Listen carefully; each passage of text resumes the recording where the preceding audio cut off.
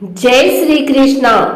आज मंगलवार के दिन आइए सुनते हैं राम जी और हनुमान जी की यह कथा। भगवान श्री राम जब रावण को सेना सहित पराजित करके सीता जी को लेकर वापस अयोध्या पहुंचे, जहां उनके लौटने की खुशी में एक बड़े भोज का आयोजन हुआ। वानर सेना के सभी लोग भी आमंत्रित थे, लेकिन वे सभी आखिर थे तो जंगलों में रहने वाले वानर ही न। उन्हें सामान्य सामाजिक नियमों की पहचान नहीं थी। इसलिए वानर राज सुग्रीव जी ने उन सबको खूब समझाया। उन्होंने कहा, देखो, यहाँ हम मेहमान हैं और अयोध्या के लोग हमारे मेजबान। तुम सब यहाँ खूब अच्छी तरह शिष्टाचार के साथ पेश आना, जिससे कि हम वानर जाति वालों को लोग शिष्टाचार विहीन न समझें। इस बात का ध्यान विशेष रखना। सभी वानरों ने अपने राजा की बात मानी और अपने समाज का मान रखने के लिए तत्पर हुए। तभी एक वानर आगे आया और हाथ जोड़कर वानर राज सुग्रीव से कहने लगा, प्रभु, हम प्रयास तो करेंगे कि अपना आचार व्यवहार अच्छा रखें, किंतु हम ठहरे बंदर, कहीं भूल चूक भी हो सकती है। तो हो सकता है कि अयोध्या वासियों की आगे हमारी छवि अच्छी नहीं रहे। इसके लिए मैं प्रार्थना करता हूं कि आप किसी को हमारा अगुआ बना दें, जो न सिर्फ हमें मार्गदर्शन देता रहे, बल्कि हमारे बैठने आदि का प्रबंध भी सुचारू रूप से चलाए। कहीं किसी वस्तु के लिए वानर आपस में लड़ने भिड़ने लगे तो हमारी छवि धूमिल हो सकती है। उस बुद्धिमान वानर की बात सुनकर वानरों में सबसे ज्ञानी और श्री राम के सर्वप्रिय तो हनुमान को सभी का अगुआ बना दिया गया। भोज के दिन श्री हनुमान सबके बैठने वगैरह का इंतजाम करते रहे।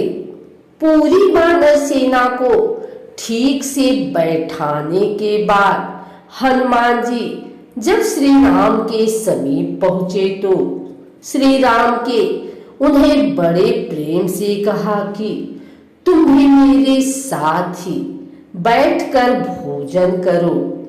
अब हनुमान पेशो पेश में आ गए। उनकी योजना में प्रभु के बराबर बैठना तो था ही नहीं। वे तो अपने प्रभु के भोजन ग्रहण करने के बाद ही प्रसाद के रूप में भोजन ग्रहण करने वाले थे। उनके लिए ना तो बैठने की जगह ही थी और ना ही भोजन परोसने के लिए केले का पत्ता था। इसीलिए हनुमान जी बेचारे पेशो पेश में थे। वे ना तो प्रभु की आज्ञा टालने का साहस कर सकते थे और ना उनके साथ खाने बैठ सकते थे। लेकिन प्रभु तो भक्त के मन की बात जानते हैं ना, तो वे जान गए कि मेरे हनुमान के लिए केले का पत्ता नहीं है और ना ही स्थान है। तब उन्होंने अलौकिक कृपा से अपने साथ हनुमान के बैठने के लिए स्थान बढ़ा दिया। जिन्होंने इतनी बड़ी संसार की रचना की हो, उन्होंने जरा से और स्थान की रचना कर दी, लेकिन प्रभु ने केले का एक अतिरिक्त पत्ता नहीं बनाया।